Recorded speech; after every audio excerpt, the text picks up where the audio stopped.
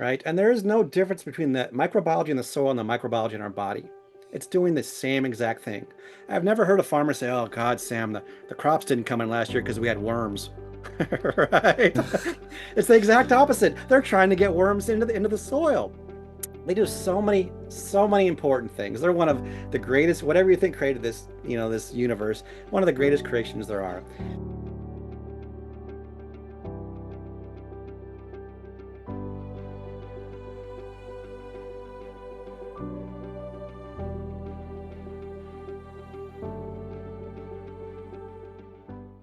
In 2020, the COVID-19 event woke many of us up to virological and germ theory fraud, as well as the wider problems of allopathic medicine.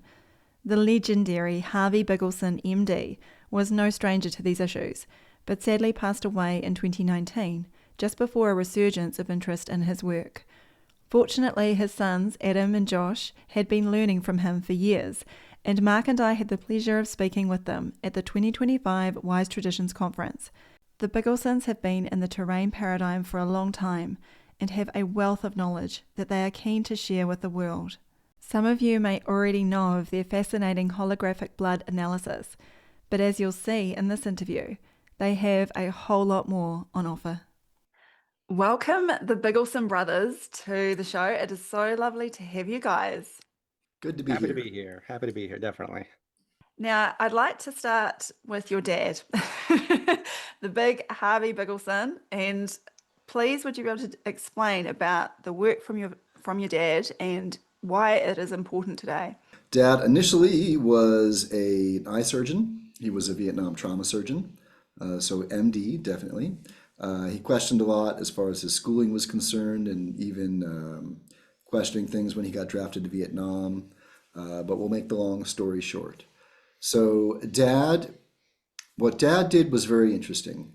He got into homeopathy in the late 70s, early 80s, and noticed that at that point in time, anyone could call themselves a homeopath.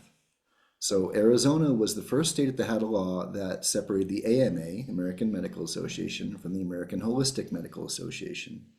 And our father co authored that law. So, he created the American Holistic Medical Association. He was a founding member. He basically took power away from the AMA. They created their own FDA, and in the United States, we have homeopathic medical doctors. And depending on how old they are, they may have our father's signature on their license. So he more or less legitimized alternative medicine initially in the United States. As he was working with the law and doing this, the district attorney called him and said, "You keep using this word holistic. What does this mean?" So he actually defined the word holistic for the Arizona legal system. He included acupuncture and chiropractic and osteopathic. So he did something really unique, very substantial as far as the politics were concerned. And at the same time, he did something pretty interesting as far as the results he was getting with the work he was doing. He was very famous for his cancer work in the 90s, working with the terrain. One reason he did so well with cancer is because Mexico let him do it. You know, in the United States, you cure cancer, you get in trouble. And Dad got in trouble. He was brought up on charges of curing someone illegally at one point in time. So the head of the medical board said to our father, and we've got great videos of him talking about this. The head of the medical board said to our father, "We do not care that your patient got better. We only care about what you did." There's a book called Medical Conspiracy in America that you can find. It's out there that our father wrote. So we wrote the book on conspiracy in medicine. Dad really enjoyed the work. He really was thrilled helping people, and he learned a new way to help people. So he was Western initially. He was very square, and as time went on, he really flipped his whole speech around. So, Josh, I don't know if you want to give some more details there. Yeah, we could talk forever about Dad, but it's Yeah. important to highlight a few things just to understand one, and I think you could probably empathize, Sam, what he went through. Part of it was when he started getting really good results, using alternative remedies. And remember, he was a left brain eye surgeon, right? There was nothing right brained about him. I mean, literally, he came from this total left brain point of view. So for him to take this leap, he was taught in medical school, one, that the human body was exempt from the laws of nature. And he says they never taught him how a normal body became an abnormal body. and even more important, how an abnormal body became a normal body. So as he started to shift things, a more holistic approach, he started getting results. And then Medicare, which is our insurance company, solicited him in the United States. They said, you should take insurance. He says, okay. And then they said, we don't understand your treatments. Let me show you how to code these. So they taught him how to code for the insurance companies. And then a few months later, there's a random Medicare audit, and he's brought up on code violation charges. Phenomenal. 178 charges, totaling around $3,500. It was a felony, and they gave him the choice of giving up his license or going to jail. Right. So that was when he said, "The heck with this. You can have my license. I'm going to Mexico." So that's an important part of the story there. Mexico, he's getting great results down there because Mexico is a free trade zone. You can get whatever remedy you want down there. Mexicans are great because basically they say, do whatever you want. If you hurt somebody, we're getting rid of you. Right. So it was a nice relationship down there. He learned a lot. Made the mistake of coming back to the United States. He opened up a clinic here, and it's interesting because as he was getting back into things, he didn't have a license. So we always work with osteopaths. So Dad would look at their blood and do consulting, and the osteopath would do the physical treatments. So in California, some of the remedies and treatments were legal, and in Nevada, some of the other treatments he did and therapies were legal. So he couldn't do them in both states. So what he did is he actually rented a clinic on state line Cal Neva. So he rented a clinic where the state line of California, Nevada went right through the clinic. So he could do some of his therapies in California. He could walk across to the other room and do them in Nevada. So this is kind of the life that we've led here. He was what was the 80s? He was Hans Nieper's Man of the Year, contributing more to holistic medicine than anybody else in the United States. He accomplished so much. Vietnam was, we can get into that, was an eye opener. But there was when he came back and had the clinic rolling. At one point, he was on George Noory, which was a very big radio show. And Dad said that dentists don't understand how much they affect the rest of the body. And a local dentist got pissed. And he would call the medical board 3 or 4 times a week on my father. So one day, of course, here comes the armed agents into our office. No, no search warrants, no anything. Take our microscopes, take our remedies, and shut us down. It took us about 18 months. They had 14 charges against my father and I. They got one charge to stick, which gave us no recourse whatsoever. We were using porcine stem cells from France. They came with a French label and an English label. We would use the English label. The English label didn't say there was 5 cc's in the bottle, so that was false advertising in the state of California. So that charge stuck. After 18 months, the parents lost their house, almost went bankrupt, and then Adam and I kind of set off on a different adventure. So he did a lot. He helped a lot of people, and consistently he got in trouble for it. He didn't even bring up he was charges brought against him for illegible handwriting. It was a joke, but we had to pay to defend it. So we could go on and on about the stories, but it's important to note that he was a man who really walked the walk, and he really worked hard to protect people's healthcare rights. And what was disappointing, as we saw over the last bunch of years, is people didn't stand up for themselves. And then we see what kind of happened with that. And even worse, they didn't stand up for him when he was standing up for their healthcare rights. So for people out there listening, when Mark and Sam are out there fighting for your rights, you need to support them. They shouldn't have to support themselves through this process. We all need that support. So, anyways, we could talk for hours about Dad, and I'm sure we will continue to because there's a lot more stories. But he was a fascinating man, and he accomplished a lot. And his goal was always to help people, and that's what he did. Who was we often learn from mentors. For your dad, who was the mentor? Who did he learn from? Dad had two German teachers, and we actually hired a private detective to find out where they learned from, and we don't know. And the two teachers, one, his initial teacher that he found after he got to visit Gaston Naissons, who was the guy with the microscope. When Dad saw that, he had to get a microscope and learn more. And he got a microscope. I got sick. And then he found this doctor working on a Native American reservation, Dr. Friedrich Ploeg. And we've looked him up as much as we can. We know that he flew in the Luftwaffe. Our father was a Jewish doctor from New York, and Friedrich Ploeg actually flew in Hitler's Air Force. Dad learned a little from him, but eventually he went back to Germany to find his family, and there was another German person who came into our office. We don't know where she came from, how she heard about us, but she walked in and said, "I'm here." And she did the microscope work also. Dad worked with her for a few years and really learned a lot from her, but with our research, all we could find on her was a third grade education. And I'm convinced that these people learned what they learned through Holocaust experimenting on human subjects. Working on our relatives, as our family had some family members that were in Holocaust. But other than that, what we know, Sam, is that no one else in the world does what we do the way we do it.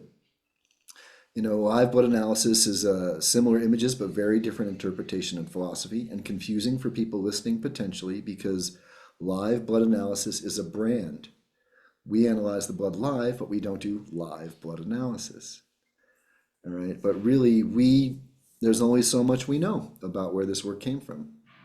Well, it's interesting too. There's 2 points there. The only way to validate that your theory is correct is the client gets better. And that's the only way Dad could ever validate what he was doing, what he was seeing in the blood, is the client got better. We could tell people all day long the blood looks better, but if you don't feel any better, it doesn't mean anything. So that was the most important point. I'm sure we'll get into a little bit more of the blood later on. His first foray into it was he was when he was an eye surgeon and he was almost suicidal. He had everything he ever was told he wanted, and he was depressed and he was overweight. And mom went to a psychic, and dad's left brain. Dad doesn't believe in that stuff, right? But he supports my mother. Turns out this guy was the psychic to 4 different presidents. And he got actually called away to Camp David with Jimmy Carter while he was working with dad one day. So this psychic got dad into the work of Edgar Casey, who was America's most prolific psychic. And I don't know if you know anything about Edgar Casey, but he would literally go into these sleep trances, and people would ask him, his wife would ask these medical questions from clients, and he would actually, they call him the sleeping prophet. He would give answers, and the person would do these things and would get better. He was huge into castor oil. He was a person who was really big into the castor oil movement. But so this is still a big step for Dad. But he ended up taking an 80% cut in pay, moved everybody out from New York City into the middle of Arizona, and started to work at the ARE clinic, the Edgar Casey clinic. And he would pour over all of Edgar Casey's medicinal readings. And the one big point he got out of it is the one thing that Edgar Casey recommended for almost everybody was an osteopath. He recommended you get the body aligned. And so dad started to incorporate osteopathy into what he was doing, and everything started to change for him. But it was definitely a big leap from a left brain surgeon to go to the Edgar Casey clinic. And of course, the two German people, it's obvious that our interpretations of the way we look at the blood are very different than what other people are doing out there. And the only way we've been able to prove that it's correct is that the client gets better. What was it like for you guys growing up with your dad? It must have been an adventure, was it? It was different. What's interesting about this is I saw dad as the eye surgeon. We lived back east, and I was eating Captain Crunch for breakfast and Frosted Flakes, and junk food, and it was awesome. And dad was fat and made great pies, and like Josh said, he, as in his 30s, he had achieved the dream. He had his job and he had all the money he'd ever wanted and he had everything he'd ever wanted, and he was near suicidal. He was not happy. All right. So something happened, and I remember this as a kid. We went to Arizona, and all of a sudden we're going to move there, and instead of the Porsche and the Jaguar, we had a Blazer and a Datsun. Like, money kind of went away. And mom said at one point, I even yelled at her, I wanted a bike or a shirt or something, and she said, we don't have the money. And I said, just go to the bank and get it. Things shifted, but then my brother, as he's younger, his life was mostly seeing this new part of dad, where he became the homeopath. And our sister, who's the youngest, she's never known any different. So, Tom Cowan asked us that question way back. When did the terrain start for you guys? And I saw dad pre-terrain. Josh and our sister, have never really known any different. But dad, growing up with dad was so funny, and even mom, I'd fall and scrape myself, and she'd put her hands above my knee and help take the energy away and teach me to do those things. We always had Rest Remedy or Arnica and things like that. We didn't get braces. All of our friends get braces, and we go to the osteopath. And my tooth was crooked, and I fixed my tooth. So we were different that way. Our friends thought we were a little bizarre, and we realized we spoke a different language. But dad was always open. He always talked to our friends, and he was always very present with us and the family.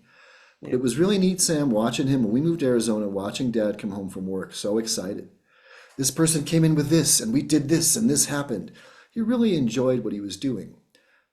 Josh and I, we have felt like aliens for most of our life, without question. you We know. didn't really realize how much until recently. When the clinic got shut in 2014. And short answer, growing up with our father was awesome. Okay. Dad was awesome. I miss him every day. He was a great, great father, very supportive, a lot of fun. Always up for anything. But yeah, 2014, when the clinic got shut down, I went in the fetal ball for a couple of years and shut down. And Adam dragged me out. We ended up moving up to the Seattle area where I started to work with different alternative practitioners. And that's the first time I realized that not all doctors were helping people. I was used to working with my dad since I worked on high school, 1989. I worked with dad, Yeah. and it was a sobering thing. I figured people go to their doctor and they get better. And I was with alternative practitioners who were basically green allopaths, and I didn't watch anybody get better in 2 years. It was this really intense experience for me. That wasn't a lot of fun. So we always knew we were a bit odd, but it wasn't until that I realized we were really different. Then, of course, COVID hits, and we had literally nothing in common with anybody talking about health. So we totally felt like aliens, and we have. It can be a very isolating community to be a part of. There's not many of us, as you know, Sam. We have to connect with people through conferences or through our online courses and things like that. But in our everyday life, it's very isolating sometimes. It's very hard to find people to connect with. And I didn't realize that probably till about 10 years ago, and certainly more so over the last few years, which is why it was so awesome to meet you and Mark. It was so special for us too, Josh. It was, yeah. I think it's interesting viewing your dad, like to see how much he came at like full force blast with, in conflict with the traditional allopathic medical system, having come from it. It must have been, were there times when it was you saw it being hard for your dad, or was he always a very positive person? Like, what was he like in that way? I would say he was always pretty positive, but he was pretty crushed after the last trial. I think you can only take so much. After the one in 2014, he was done. That took the zest out of him. Up till then, he was a fighter, but not because, some people like to fight. We're friends, Andy Kaufman loves it. He's into it. Dad didn't like to fight. He was forced to fight. Yeah. He fought coming into this world, then he fought with, his schooling, then he fought with the government, he fought with the doctors. Even the alternative community didn't support him. He created the homeopathic board that gave out the first homeopathic medical license. When he lost his license, he went before the homeopathic board to get a license. They said no, because they knew he was a threat to their revenue stream because they were just pushing supplements and things like that. So yeah, I would say he was always in pretty good spirits, but that last one really crushed him, and then it was a different story. Well, and it was definitely Sam, he considered himself a medical detective. So he'd have new cases come in with strange diagnoses, and he was thrilled, you Yeah. know. But as far as peers, it was interesting because he had people he shared some things with, and some of them tried to steal things from him, and they couldn't do and replicate what he was doing. He was his own individual, to say the least. So he would listen to you, and say, he would listen to you very intently and look right at you. And then when you're done, he'd say, "That's the dumbest thing I've ever heard." Like he would say these things, but you knew he had experience and you listened to him. And I've reconnected with some people that knew him from way back, even at the Weston Price conference. And their response was, your dad had a way of just cutting through things. But not everyone appreciates that. Not everyone's ready for it. And for us, that's been part of our deal. I want to share things with people to support people. I don't want holes in anyone's ship on our side of the fence because, people are going to find those holes and poke it and there, So Dad, he was upset with the way things, had gone. And he would say that, well, you've been snookered, you've been lied to for, over 100 years. These people have never found the cause or cure of a chronic disease in over 100 years. They are not experts, but he focused on solutions. Yeah. He did, talk about the fight, and Josh and I tried to get him to not focus on it because law of attraction, then you bring that stuff back on. But he did exactly what he had to do. And with Josh and I, it's very important, for people listening too. We're not here to fight with people. We have a lot of information through a lot of experience. The things we say are things you've never heard, and some of it's the exact opposite of what you've heard. But the reality is we talk from experience, decades of seeing patterns. All right. So Dad always said also, though, 80% of what he did and talks about is going to be true and hold steady, but the other 20%, things are going to change and it's up for discussion. So Josh and I, we enjoy the discussions. You know, with you, it's great listening to you talk about Lyme disease that day. And if we can add a piece to your puzzle here, then you've got a stronger foundation that you can build upon. And that's what Josh and I, we really just want to share information. We want to educate people. I want you to know what we know. Dad was so curious to see where people would take this. Once you know what we know, where are you going to go with it? You know, and the reality is, if nothing else, we lived this. He had a childlike enthusiasm with the work too, where he was always excited to see what people are doing. Then, of course, he'd be disappointed most of the time, but he was always just really jazzed to see what people were doing. And yet, what Adam said is one of my favorite things about Dad is he would always say that 80 to 90% of what he says is always going to be true. The other 10 to 20% we can have a discussion about. He was never afraid of being wrong. And I don't remember him being wrong often, but when he was, he got excited because it gave him an answer he had to figure something out. He wasn't ashamed about it. It wasn't, not this cancel culture, you're wrong once. So obviously, everything else you say is totally wrong also. But no, it gave him a reason to go out and research more and figure out the real answer. And these days we see that people just aren't open to discussion anymore. This side and that side. We're not on any side. We're on nature's side, because we're part of nature. And all we're trying to do is share some of his work, share some of where we're taking it, and share the greats that were before him, because this didn't come from him. There was a lot of people before him that started this path, and we're just trying to continue that path. And hopefully somebody's going to take it further than we are, further than he did. I love that about you guys. It's such a great testimony, really, of knowing that you are coming from a place of you want to see where it can go. Where can this go? Where can this be taken? I love that. I feel the same. Let's talk some about homotoxicology. Homotoxicology is an awesome thing. And this is Dad combined what he said with the three divine philosophies. All right. Initially, he said homeopathy, but he changed it to homotoxicology. Both have to do with the patterns and progressions of disease. And very simple. And 2 Nobel Prizes have been won with work based on this chart. It's a 6-phase chart. Okay. As we do this, Dad always said health is simple. People are complicated. All right. So we're going to simplify things for you guys. So phase 1. Homotoxicology. A toxin enters the human. Homotoxo, right? Toxicology here. As a toxin enters the human, the body wants to excrete, eliminate. So this is stage 1. Elimination, excretion is your sweating, your coughing, your sneezing, your diarrhea, your vomiting. All right? Not fun things, but normal things. Let it be. If the body cannot get rid of the toxin through excretion, then stage 2 is inflammation. A hot topic. This is a big one for us, all right?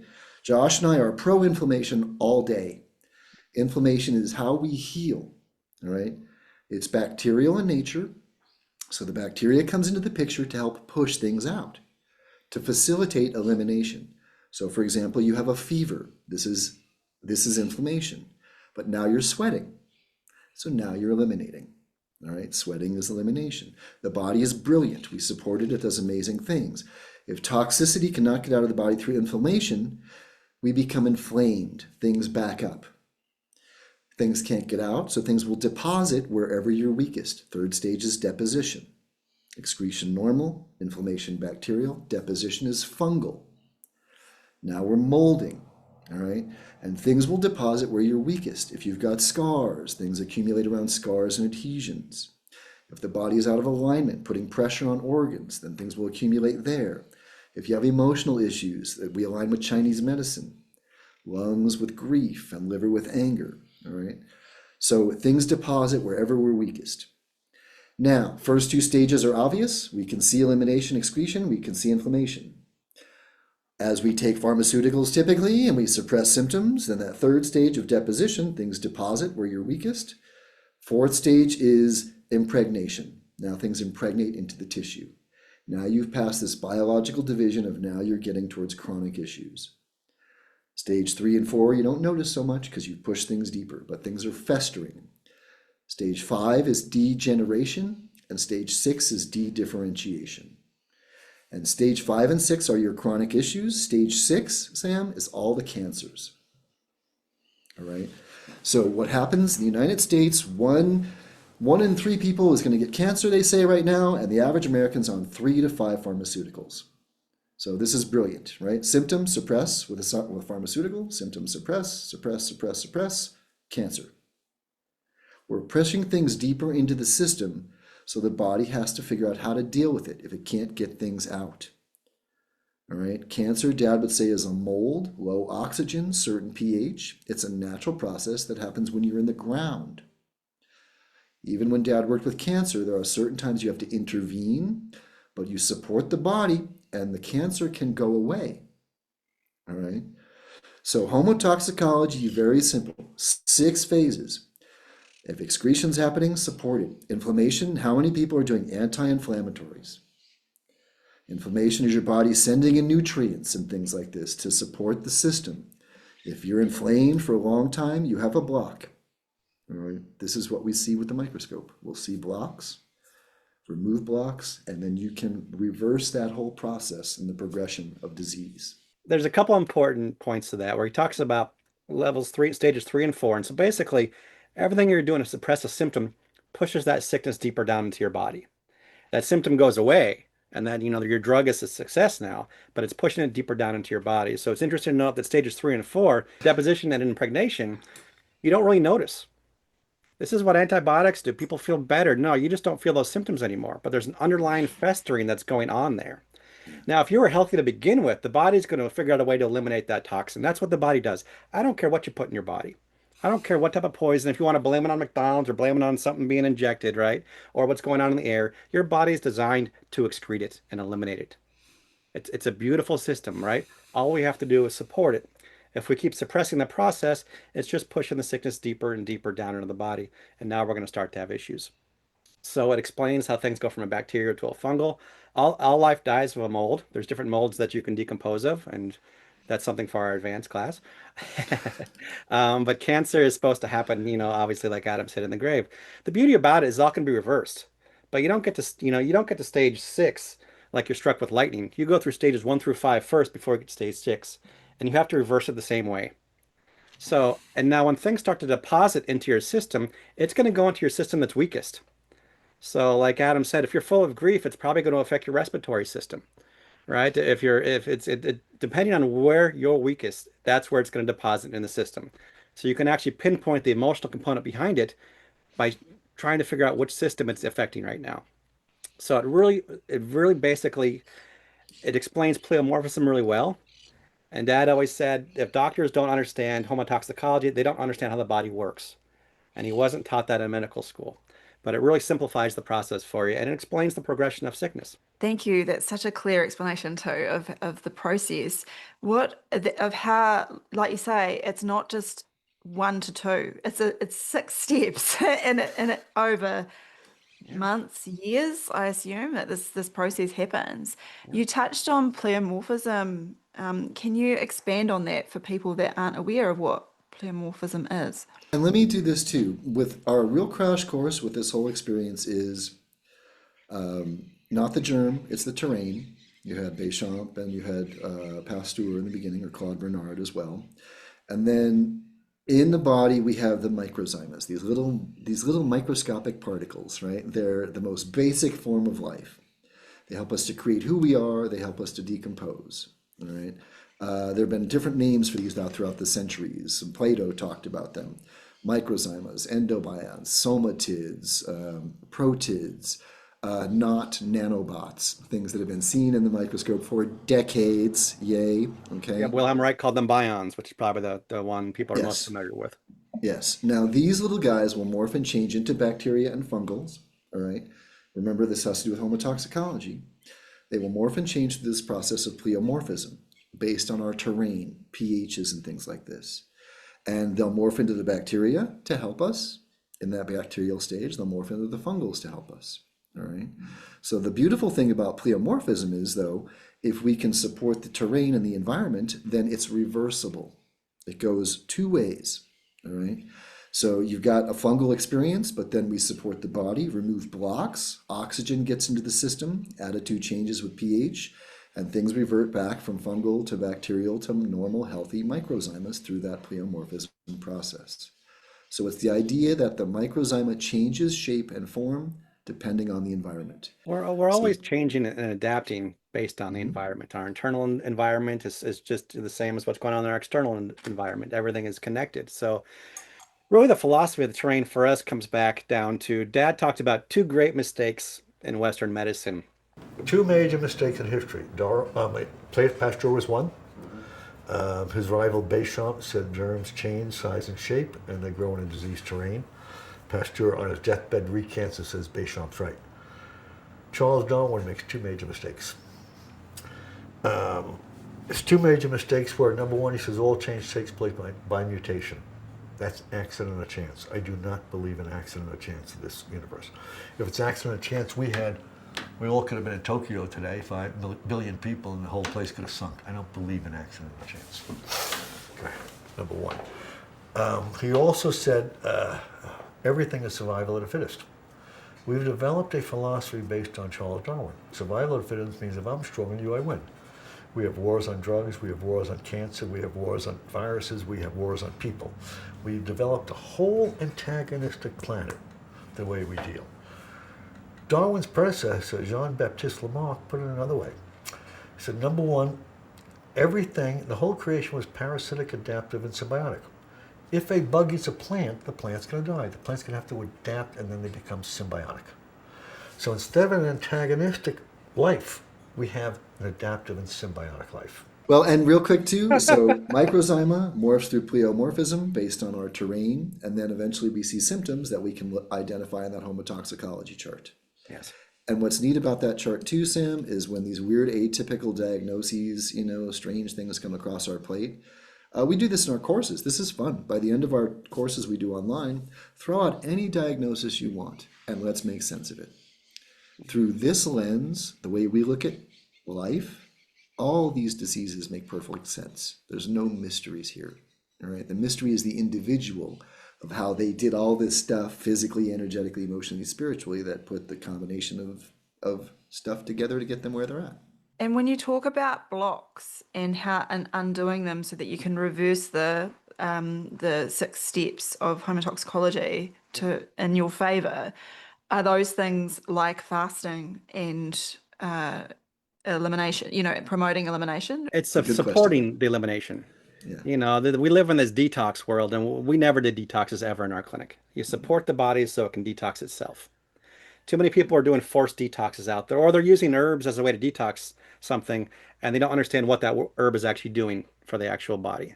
So no, you support the body, so that it can start to eliminate things. So no, for us, we believe that between osteopathy and acupuncture, they can take care of most things. So there's got to be a physical block. A tree has to fall in the river for there to be a dam, for there to be for the river to become a pond, right? So Adam shows a good video where there's a tree in the river. You can see all the garbage behind it, right? And the alternative practitioner just wants to do a detox and clean up all the garbage, but we just want to remove the tree from the river. Yeah. So we do that through osteopathy, acupuncture. If there's an injury, you have to align the body so things flow, right? I don't ever believe the organ is the primary source of your issue. There's a reason the organ isn't working properly. Right. So maybe as opposed to all these liver detoxes out there, maybe we just try to take that compression off the liver and see how the liver cleans itself, as opposed to forcing it to do things. You can do things that are supportive then, whether it's whole foods and things like that, you can support the detox process. But if there's a block in the system, the detox is only going to do so much. Yeah. So you got to release those blocks. That's what Dad learned as a surgeon, is a surgical scar is a massive block in the body. Massive. The amount of layers he goes through in his book, was it 17 or 21 layers of tissue they cut through to do a basic surgery? And they think it's no big deal. So scars, adhesions, everything's a laparoscopy these days, which they think is minimally invasive. But as soon as they put that gas in there, they wipe off your slime layer. Now you have one giant adhesion internally. I'd rather have a little external scar that I have to deal with. So scars are a big deal. They interrupt the physical movement, they interrupt the energetic movement, and they affect you emotionally as well. So we'll go deeper into it sometimes. There's the emotion behind the surgery and the injury, which is the real problem, but that might be a story for another day. But very simply, if you get the body aligned, you remove the blocks, the body does what it needs to do. All we can do is support it. So we've got people coming to us all the time, well, I got injected with this poison, or I got this poison. What are you going to do about it? The same thing we do for everybody. Figure out where the blocks are, remove the blocks, let the body clean itself. It's a very simplistic process. And to add to that one too, what we see in the blood, we'll see physical blocks, we'll see energetic blocks, we'll see emotional blocks.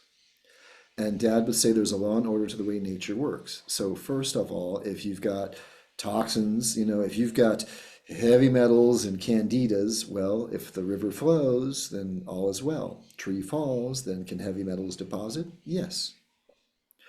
What's going to take care of them? There, here comes the candida to take care of the heavy metals. All right. So for us, we'd look at the blood, we'd see something, we may see scars. We work a lot with scars. Even teeth can cause energetic disturbances and structural issues. But there's a law and order to the way things work. First, you need to open up those pathways of elimination. Simple mechanics, the car, okay? Your exhaust is blocked, it's going to affect the intake. If the intake is blocked, it's going to affect the exhaust. So order of operations, align the body, take pressure off the system. The digestive issues, how many times we've seen alignment issues with digestion and scars and adhesions. An adhesion is pulling internally a strain pattern. This is the language of the body workers. Pulling internally, and now your structure is putting pressure on your system. And if the system is inefficient anywhere, it's going to affect everything because it's all connected. So we see physical blocks in the blood, scars, adhesions, physical misalignment. We align things. We're never putting anything in until the pathways of elimination are open. All right, if your hose isn't working because the water's not going through it, we can thin out the water, or we can take their foot off the hose or uncrimp the hose.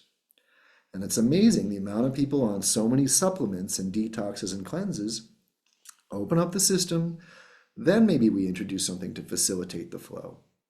But first things first, scars, adhesions, physical alignment, teeth affecting energy to different areas as well, and emotions, physical, causing physical tension, affecting organs and energy to different spots. That's what we see. So fasting, Dad would say, I don't see a deer fasting in the woods, but you see lions who eat a lot and then they sleep. You see deer that eat all day. So we are connected to nature, and some of us eat a lot of meat and then we sleep, and some of us eat a little bit all throughout the day. So we need to appreciate our uniqueness in the midst of the natural experience. Yeah. We didn't eat detoxes and cleanses at the clinic. We didn't recommend fasting, very, very rarely. Yeah. If you look at traditionally with most cultures, how they did fasting, they would do it when the seasons changed. And it was kind of a pattern reset to get used to the weather changing.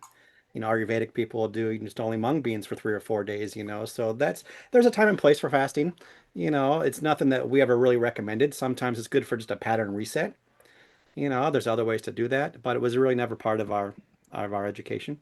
And so, in regard to osteopathy and acupuncturists, not all are created equal. Would you agree? No, in the United States, osteopathy is a lost art. 98% of them don't even do hands-on work anymore. Yeah. So we're really working hard to keep that profession alive. It's so profound. We've seen so many people with heart issues, and they go to the hospital and they can't figure out what's wrong, and the osteopath fixes them in a half hour, right? It's the structural alignment. There's putting pressure on the heart. That's why you're having heart issues. So it's so simplistic, and it's one of our divine philosophies. And it's really sad because almost the entire profession is sold out. But you can still find them. You can still find these pockets of them. And they're always very odd individuals. And I mean that in a very complimentary way. We've always felt like aliens, A good osteopath they're just weird, right? And it's just we love these people. We met a really nice weird one at the Weston Price conference, And they're just odd creatures, but they really work on a different plane. It's very physical. They go to medical school, and then obviously they have to unlearn some of that. The original DOs were trained to work in the etheric field, which is something that a lot of the new ones weren't taught. So you find some of this old guard is really disappearing. But if you can find one of them, they're worth their weight in gold. My first step, no matter what issue I have, is to go to the osteopath. If I have a tooth problem, I'm going to the osteopath. Digestive issues, osteopath. If I'm having emotional problems, I'm going to the osteopath. If they don't fix it, then I get my, my inspector hat on and start to delve down and see what's really going on. But yeah, not all of them are created equal. Well, Hard and to find. there are people that are doing different things too, Sam. In the United States, before the pharmaceutical industry, the majority of medical schools were osteopathic. And in the United States, they do have to go through full 7 years of medical school and then extra to be the osteopath. So the majority of them are just MDs that, still do surgeries and prescriptions. So it's unfortunate. You have cranial sacral work. John Upledger created the cranial sacral therapy so non-osteopaths can learn osteopathic techniques. So there's that, and you get cranial sacral practitioners, you get some that are good, some that are great, depending on the hands they have, right? With what we talk about, though, still, strain patterns, release, and aligning the body gently. So I have people trying to find osteopaths, they can't. So I tell them, contact a Chinese medicine practitioner and say that I'm looking to release strain patterns, adhesions, and scars. Cupping will work with adhesions, all right? We talk about people that do myofascial release, people that do lymphatic massage, people that do a little bit of visceral manipulation, that know where things should be. So there's still a way to get at it. The idea of releasing strain patterns, taking pressure off that system and aligning the body is the ideal. And the key with finding a good body workers is they should never put you through pain. Pain should never be part of the process. You can be uncomfortable sometimes, but it's not physical. A good osteopath feels like they're doing nothing. You wonder if they're even awake back there. And then you start to feel your respiration change. Things start to shift pretty profoundly. But you should never force the body back into alignment. The body likes persuasion as opposed to force. So if you've never been to an osteopath, you're used to maybe some bone crunchers, and there's a time and place for them as well. An osteopath is a very unique experience for you because you really feel like they're doing nothing till you get off that table, and then you really start to feel some profound changes. But and the things we've seen, Sam, from the osteopaths is crazy. I mean, Josh and I and our sister Lila all were supposed to get braces, and we did not. And what I've seen happen from braces is crazy too. When they're locking in the structure of the mouth is ridiculous what it does to the flow. So even recently with Ruben, my girlfriend's son, he's got a tooth coming in that's horizontal. So they want to do reconstructive surgery and open his face up and move his tooth. Well, between the osteopath and we're learning about dentosophy, which is anthroposophical dentistry, it's a new one for us. But either way, I have an x-ray I did on my Substack, and Ruben's tooth is like this. And after osteopath and a little bit with this simple dental appliance, nothing opening him up, nothing jarring, no wrenches, his tooth has moved 30 degrees. And it's coming in normal now. Now it's pushing that next canine tooth out, and he's fine.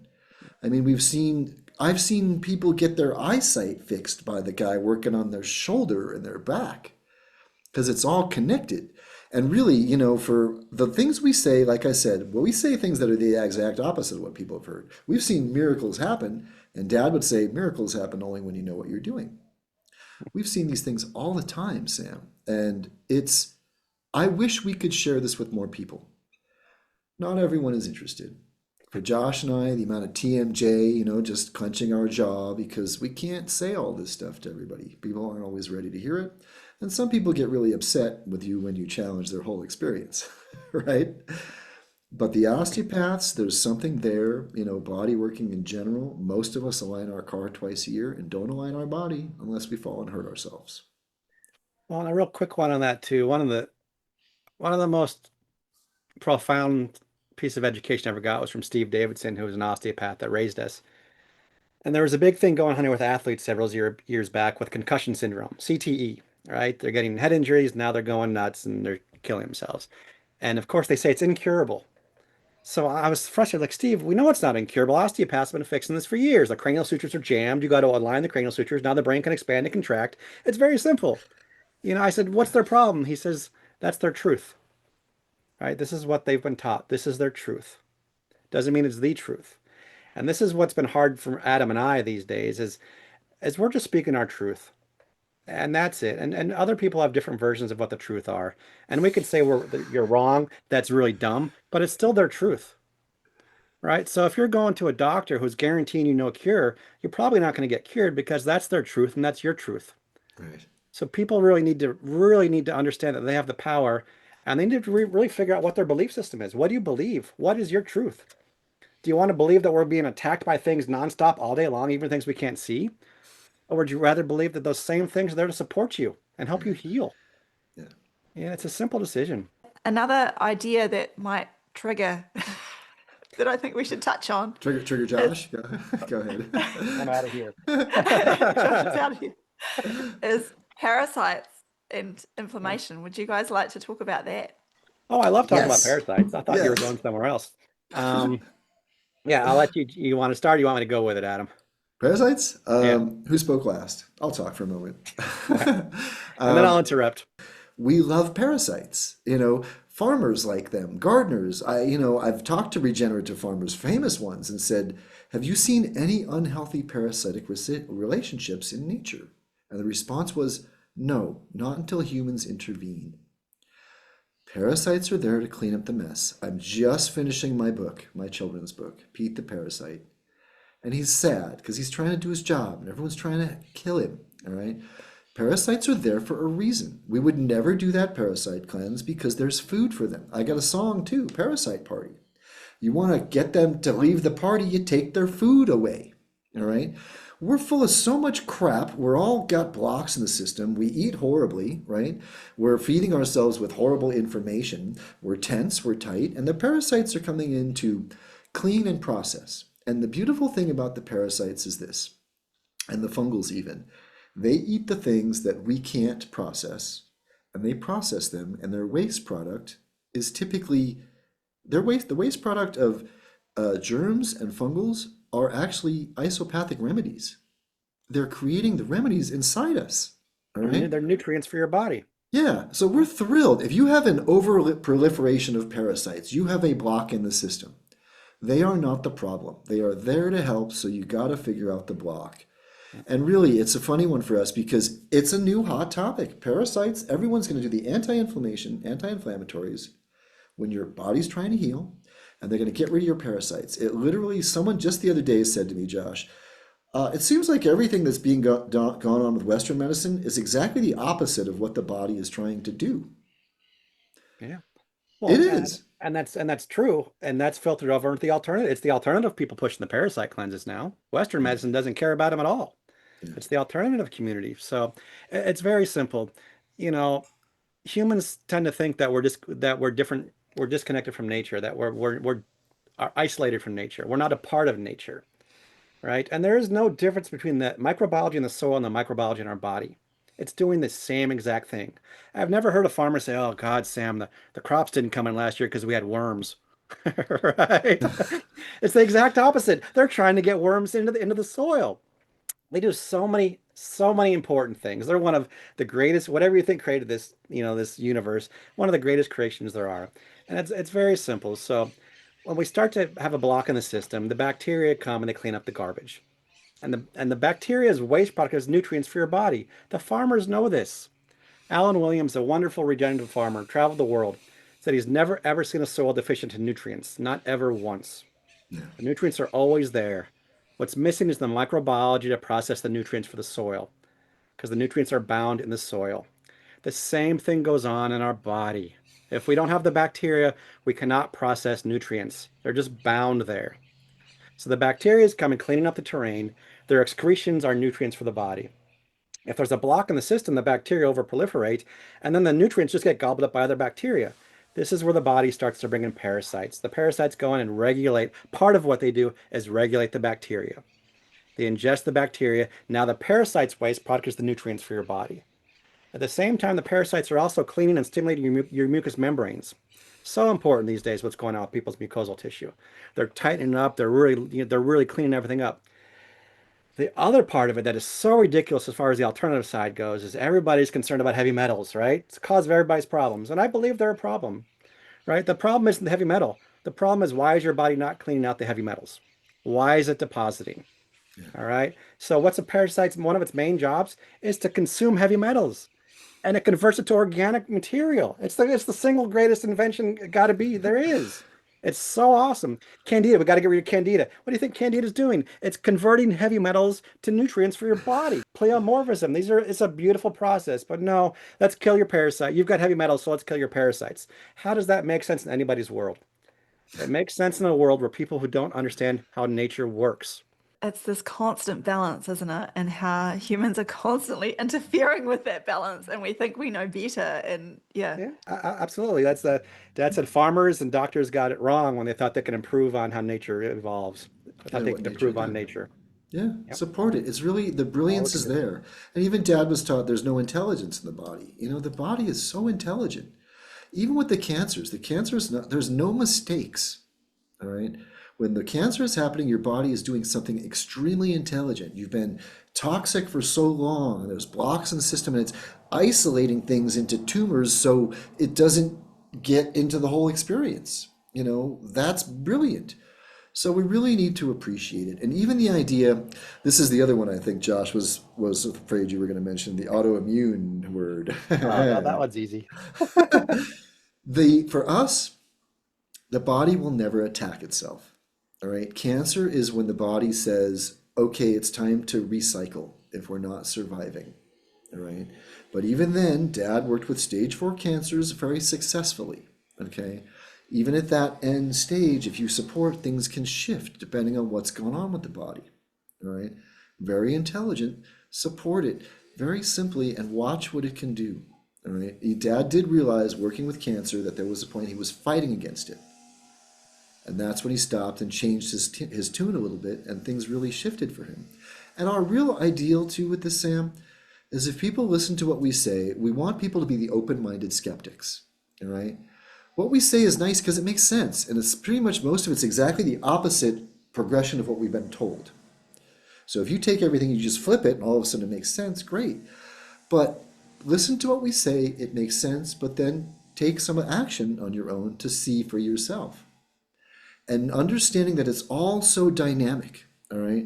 Autoimmune's an interesting one because it's something a doctor labels you with when he doesn't know what's wrong. So he blames you, your body's attacking itself, and it will not. Lyme disease, like some of these things, has over 300 symptoms right now. They could diagnose every single one of us with Lyme disease. But if the body's got physical blocks, sometimes from birth even, the energy's not flowing, then the emotions come into the picture, then we start questioning with the spiritual experience, then the straw that breaks the camel's back can come along. If you're bit by a tick, nothing's been proven to be contagious. We know this one already, right? So there's that. But can you get bitten by a tick and the whole thing comes crashing down? Potentially. That's it for us. Autoimmune is a little overwhelming the system. We've seen patterns with that, with birth traumas. And Dad even said, we didn't have an epidemic of Lyme disease. We had an epidemic of surgeons. Too many surgeries creating too much inflammation in the system. Now you got trapped issues because surgery doesn't release inflammation. It creates inflammation with scars. That's his decision in the end. What the toxin in homotoxicology was doctors. Yeah. They were the ones keeping the body from eliminating. So it was the doctor's intervention which was causing the issues. Now it's still going to come back to the person's individual experience and their emotions, which led to the injury in the first place. But certainly the surgery that happening is then the straw that broke the camel's back, and now you're going to start to have issues. So for us, the autoimmune was just a bullshit diagnosis. Not that there's something not wrong with the person, but if the person believes they're being attacked, if you can't change their belief and their truth, there's really not much you can do for them. Right. And isn't it nice? I mean, if you want to look at it differently, isn't it kind of fun to think about inflammation's good? Oh, interesting. Trapped is different. Parasites are good. Wow. Huh. Fungus is good. That's interesting. All of a sudden, there's less fear. For Josh and I'm not afraid of getting some random diagnosis, except if I went to a doctor who gives me some random diagnosis. We're not afraid of getting sick. There's adaptation when seasons change and things like that. So people can make a choice of living in a world where they're afraid of everything going on and, being attacked by germs and viruses and 5G and all this stuff. Or we can live in a world where we create health from inside. And the more we feed our vibration, the more impervious we are to these outside influences. Josh and I, we're not perfect. We have all got health things that go on because it's part of our journey. But we've lived this life. For decades, we've seen these things happen over and over, and Dad's method is replicable. It's not So one of the rocket best science. things he would do is he would take the fear of the unknown out of the client.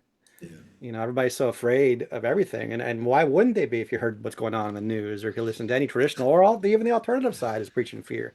We're not fear mongers. And, Dad would say fear should never be part of your truth. Right. So as soon as somebody's preaching fear, I immediately stop listening to them, because I'm not sure what angle they're coming from. But fear is not the answer. Fear is what's used to control us. And there's always hope. Yeah, there's always Always. hope. Always hope. Yes. No such thing as false hope. If you have hope, there's energy there, and that's a good thing. And we've seen a lot of hope removed by practitioners. Oh gosh, you speak my language. I'm exactly the same. Can we briefly talk as well? Because I think you guys almost one of the most amazing things that you're known for is the blood holographic work. And I would love it if you guys can touch on this because for people that aren't aware of what you do and you almost downplay it and I'm like, wow, this stuff is incredible. Yeah, But yeah. please, yeah. Sure. It's an interesting thing. Dad learned from Edgar Casey. There was a quote that said, "The physician of the future will diagnose the condition of the entire body through one drop of blood." Now, we don't like the word diagnose because that's labeling somebody, but this is what Dad does. And if you look at the work of Dr. Emoto that looked at the water crystals, what he was trying to do was show us how emotions affect the water because we're mostly water. And what we didn't know about Dr. Emoto's work is he tried to do it with the blood first and he wasn't able to.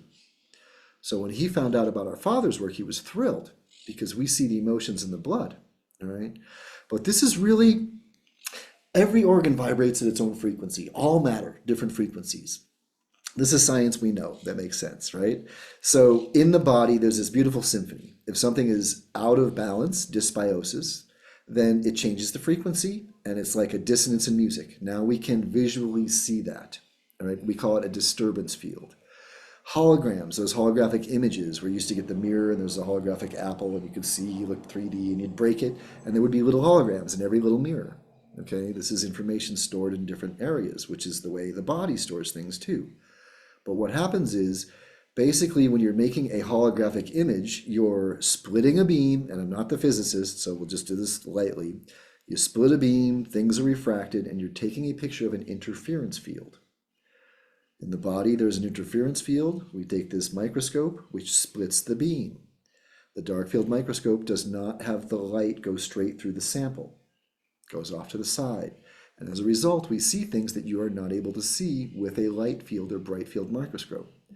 Splitting the beam, interference field, and we have images that match anatomy books. And it's like you get this, it's like bats and dolphins, echolocation, energy bouncing off things, and they can see without eyes. So if the liver is having an issue for some reason, we see an image of the liver in the blood. And this is very important too, because we take blood from capillary, fingers, right? Capillaries are small, so only one red cell can fit through at a time. We see images that are much bigger than that. Physically, if these images were in your bloodstream, you could potentially have a stroke. What we are seeing, as far as we understand and believe, because we don't know it all and we still have more to learn, is we're seeing energy becoming physically manifested as the blood leaves the body based on imbalance in the body. That's a strange mouthful. But the reality is we see big images, the lungs, and we can show you, a few pictures. We downplay it a little bit because, well, everyone wants to see the images. Everyone wants to learn the images, all right?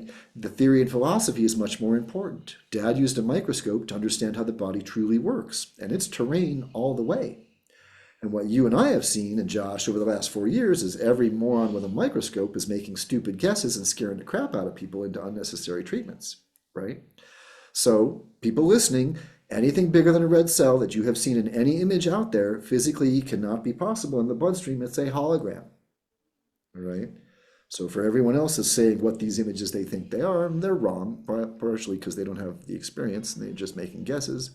And no one's actually looking to other people to have conversations, which is yay, lame.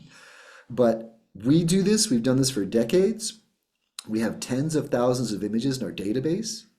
We see patterns and patterns and patterns. And the blood, if we see something in that cellular level, if we see structural issues, we see physical, energetic, and emotional issues in the blood. If we see a physical issue and you get to the osteopath or a body worker and they get the job done, the image will not be seen in the blood when we take the drop again, or the image will start to dissipate. Dad had one teacher that would watch the images over time start to change while they worked on the person.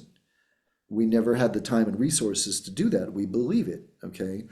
But the reality is when Dad looks at the blood, you come to him, your digestion, and you've got these issues with tumors or things accumulating, and he looks at the blood and sees the structure, all right? Well, we address the structure, he addresses what he sees in the blood, and watch other things start to shift. They're pretty crazy images. As we still take them, we still get images that kind of freak us out a little bit, but the body is just trying to tell you what it needs. And we're just reading patterns. So realize I've been doing the scope work pretty religiously from almost 25 years now. Wow. And on and off since 1989.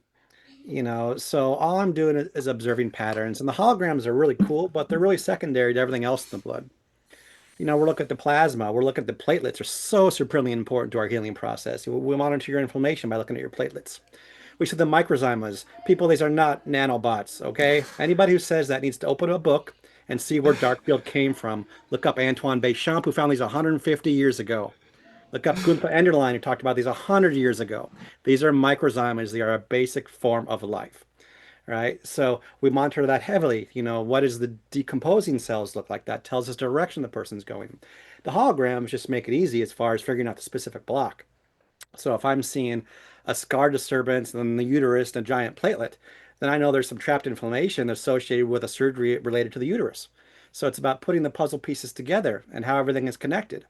And the body shows you. I mean, it's going to come in if you don't do your homework or if the practitioner doesn't get the job done. The next time you come in, the blood's going to look exactly the same, if not a little bit worse. So it made our job easy. A lot of it will match anatomy. All we're doing is reading patterns, and it's a lot of fun. It's very straightforward, but it's really the least of what we do, and that's the least of what we teach. Can you, for people listening, could you give an example of something that you've seen just to know kind of, because when you talk about holograms, when you first talked about it, I was like, what? You actually see the uterus? Like, could you give a case example of something so that people understand what it is? Well, I mean, Adam can show you a picture too if you want to do a screen share. But yeah, I haven't seen a woman with an IUD in where the uterus did not show up in the blood because the body was concerned about that. All right, so the body is going to show you what it's concerned about. So this one's in Dad's Doctors Wonderful in the Germs book. A friend of mine all of a sudden diagnosed with hepatitis. All right. And of course she comes in and she's freaking out, hepatitis, and Dad looks at the blood. So what does Dad see in the blood? He sees the liver. He sees inflammation. Platelets help us monitor inflammation. So he sees the liver, he sees massive inflammation, and then he sees her IUD. So an IUD, intrauterine device, a birth control device, is designed to create inflammation. So he asked her about it. She's had it in for 7 years. So she's had a device in for 7 years creating inflammation. All right. So she did something. Dad's making the connections. This is the detective work. IUD creates inflammation, affects the liver. All right. So she actually went to the bathroom and removed the IUD herself, which we did not recommend. We didn't tell her to do that. No, she did it. And as she did it, Dad says, well, let's take a look at your blood. What does he see? He sees the inflammation changing. It's going down. He sees the liver changing. Okay. And then what happens? Well, eventually she goes to the doctor and her hepatitis went away. The body was creating the inflammation, which was affecting the liver, and then there were symptoms they labeled as hepatitis. So she removed what was creating the inflammation, the liver, everything changed, and they took the diagnosis away from her. So pieces of the puzzle, that's what we see in the book. It was really creating an area of trapped inflammation because the scar tissue builds up and it holds that inflammation focal in the area. Mm-hmm. So you're releasing, by taking the IUD out and working on the scar tissue, you're releasing the trapped inflammation. And it's an important point to know. And the inflammation balances out. Amazing. I mean, it really is out there because you think, who would have ever connected that together? Really, Right. like it. Yeah, totally. His hero was Sherlock Holmes. Yeah, he wanted to be Medical the detective. metal detective. Yeah, but it makes sense, doesn't it, Sam? Definitely. And I think, so this is, can you explain? So is this what you guys do now with your courses and your subscriptions and teaching? Can you explain about your work, about connecting all these dots together? Sure, yeah. What we've got now is interesting because as much as we still do consultations, we can't get blood from everywhere. We want to educate people and empower them so they can take charge of their health care.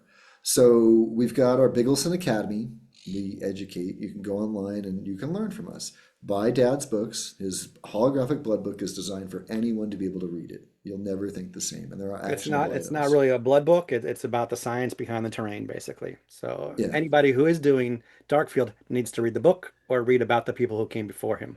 It's neat. It's neat, Sam, because I met a Kaufman like way back, I don't know, 2021 even maybe, and I sent him Dad's book. And it was neat because I got a good clip of him saying, "You've heard me talk about terrain, and a lot of it I initially learned from the Bigglesons." Dad's holographic blood book, I think, is one of the best terrain primer books there is. And his other one, he's got Doctors Are More Harmful Than Germs. When he wrote that book, didn't make him a lot of friends in the medical world, right? But these are books that are very relevant right now more than ever. So for people listening, read Dad's books, type up our last name.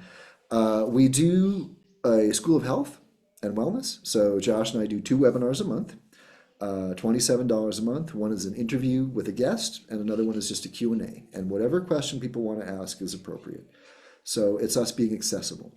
We're a very small operation still. It's Josh and I and Fiona who helps us with the blood. But the other thing is the courses. We've got 2 online courses, 13-week courses based on our dad's books. So the holographic blood book, I followed Dad around with a camera and got him to talk about every section of that book. So he is teaching now more than ever. It's really great, even though he passed away, and I think he got out when it was time for him. His time was what it was supposed to be, and he got to miss all the pandemic, which I It think would was have. 2019, and he was broken, honestly, but I think he saw it was coming to the hell with this. I'm out of here. Yeah, Because literally, it went against everything he believes and everything that we know to be true. right. He would have gone to jail during the He would have pandemic. been arrested. Yeah. He would have been. Interesting. But he's teaching now more than ever. And our 13-week courses, we do want to teach the blood work. All right. It can't not just be Josh. But what we've seen is the irresponsibility people have run with these days.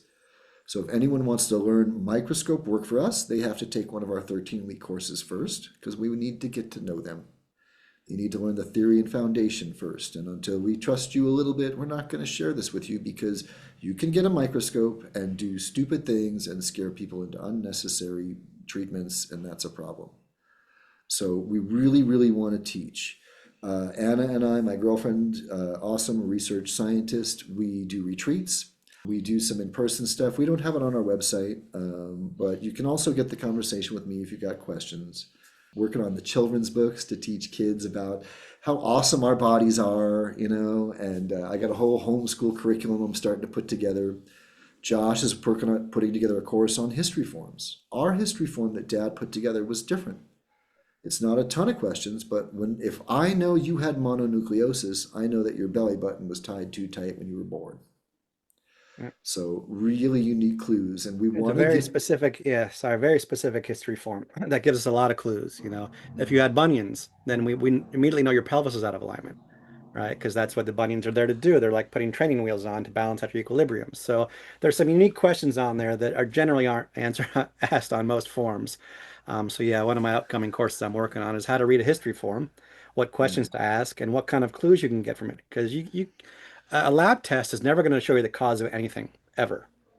It might show you the result in a numbers fashion, but it's never going to show you the cause of anything. And I love the farmers, they say, all lab tests are wrong, but some have a use. Yeah. So with ours, yeah, there's no lab test involved. There's specific questions, and you can usually figure out the case just by talking to the person and looking at the history form. Yeah, but we're really, we have, even with my girlfriend and I, we have the Living University of Terrain. You can go to universityofterrain.com, and it's actually just been recognized in Mexico. So we have an official university, which is really cool. And we're working on programs with the homeschoolers and terrain programs and postdoctorate stuff. We've got teachers and awesome content. We want people to know the good things so they don't have to go to the doctor. Everyone should know a little bit about their homeopathics and a little bit about flower remedies, and they should all get to their body worker and get a little bit of acupuncture and get the joy in their lives, because it's energy to feed our vibration. It's good for health. So we're excited to teach, to share this information. We teach that we evolve as nature does through symbiosis. You have to understand how nature works, and that's a big part of what our teaching is. So once you learn how nature works, one, it takes the fear of the unknown out of things. But then it's empowering. So now you can take accountability for your own health care. And this is a huge deal with us. There's a lack of accountability out there with a lot of people. They want to blame the government for this. They want to blame that, they're doing this to the air or doing this to us. No, we have to take some accountability for what's going on with our own internal health. All right. The people saying, oh, they're controlling the weather. Well, farmers can control the weather in a positive way also, or in a negative way. Yeah. There was a guy in Mexico, he regenerated 35,000 acres in the Chihuahua Desert without planting one seed. And now he gets 33% more rain than his neighbor does. So you can go and yell and scream and blame the government for attacking us, or you can do something about it, right? You can go out and you can grow your own vegetable garden. So we need to be accountable for what's going on with our own health. If you want to blame somebody, or be the victim, then we're not the people for you. There's plenty of people out there that are ready to feed into that, into your truth. But that's the wonderful thing about us is our courses. It's really happy. There's always little popcorns being popcorn kernels exploding. There's no antagonism, there's no shaming. It's just a lot of fun. And that's where the connections are made. We're talking to people. We've got a whole Australian contingent. We've got a few people from New Zealand, South America, Europe. So we're seeing people from their own terrains. So if we don't have the answer collectively, we can figure it out. And it's Yeah. just really cool. It's the course has really helped me heal a lot emotionally in a lot of ways, and it's really helped me not feel so alone in what we're trying to do. I love it that you guys are creating a community. That's, I think, the solution to so much of the fear and the chaos that we live in at Yeah. the Yeah. moment. So where should people come to as a first port of call for you guys? They can go to our website, bigglesonacademy.com, and that's where you'll see their books are there, and the courses. There's a few videos there also. So that's a great place to start. And it is, community is one thing. At this point in time, this is a movement. All right. You're doing this on your end, Sam. We're doing this. There are people around the world, and there's more than 10%. All right. So with Josh and I, what's nice is Dad left us with a wealth of information to share with people, applicable information, stuff that you guys can listen to and run with and then see. And we really, if I could just give you the books and have you sleep on it, and then osmosis, you have all the information, then let's have the discussions. Then let's see what we can really start to talk about. This is why we love our courses and the School of Health. We're connecting with people around the world in different terrains. They're digesting, there's questions, we're making sense of our world. And it's fun. These are the rabbit holes that are worth getting into, the ones that you can act on and feel better because of. And we Definitely. keep the courses small too, because we want to be able to interact with people. So, the only times that I'm ever really accessible are in these courses, or rarely when I go to these conferences. But we want to meet people where they're at. We want to be able to interact with them. We want to get to know them. I've made so many friends, the last couple of years just with these courses. It's been really cool. But we do tend to keep them small, which is nice. That way we can really be involved and everybody can get involved in the conversation. And your children's books, where do you sell them? Are they via Amazon? Yes, at the moment, doing them on Amazon. At this point, is it's just Josh and I. Josh does the blood. I pretty much do everything else. I'm the juggling circus clown. You can get them through our website. They are on Amazon. My website, adambiggelson.com, you can check out. My second book is almost ready. And I have a curriculum. I'm excited, Sam. I have 40 lessons for children. So I'm going to do a course where you get 5 lessons a week. I'll meet with people once a week, take them home. There's a song for each lesson, a story, and an activity, right? And there's lessons for the parents there. So to me, the future is so bright. I am just thrilled, with where we're headed. And the children are the future. This is that great quote from Homer Simpson. Children are the future unless we stop them now.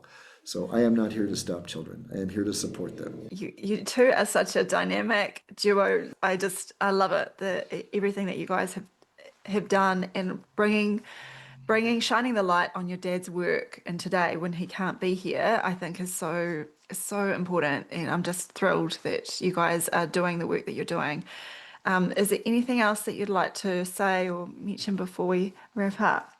It is nice we're carrying on Dad's work. That's for sure, because we want to make sure he's remembered, and we want to make sure somebody takes his knowledge to the next level. But we also realize that he was taking other people's work to the next level also. So for our teachings, I always say we and everything. When I talk about we, I'm talking about me and Adam, my dad, and Béchamp and Lamarck and Rudolf Steiner and Emoto. And knowing the history of where this work came from is so important, because so many of those greats, either the work is being misunderstood or they were being canceled because they were wrong about one thing. A lot of the terrain guys were actually germ based in a lot of theories of theirs. So we take the good basis and then we take it to the next level. So it's so important for us to keep his name alive, but not only him, but the greats that were before him, because we see a lot of their names are being tarnished. What they're doing with Steiner's name these days, Rudolf Steiner, we teach a lot about, and people are really taking his name and doing some stupid things with it. So it's definitely, it's very important for us to keep some of these greats' names out there because they walk the walk, they talk the talk, and the foundation of the terrain has always been there. Yeah. It's always been there. This is not a new paradigm. This is an No. old paradigm that worked. Right. And, we've been miseducated or uneducated. And, that's a big part of what we do is here's where the work came from. This is how nature works. This is what you can do for yourself. And what's nice too, Sam, is if nothing else, there's a lot of people talking about theories and ideas, which is great. Dad had experience. Josh was there. We lived, this is the life we've lived. So we can speak from our experience. And we said this before, we don't know everything. What I do believe, even Josh said this, is when we get together, we can figure out the answers. So that's why I think the meeting of the minds is important. And a couple things too. This is why it's nice to connect with you guys because, you're very far away from where we're at right now. So this is our collective consciousness. The world is ready for this now. They weren't totally ready for it when Dad was doing it himself, So the time is good, and we have such amazing power. I talked to Nick Begich once, and he helped uncover the HARP device where they were messing with the weather in Alaska. And he said to me, and his dad helped get Nixon busted with Watergate, and his dad mysteriously disappeared in a plane, right? But he said to me, Adam, the military has been messing with the weather, yes, for your benefit or not, that's another story. But they've also been studying the power of the individual for a long time. And it scares them, all right?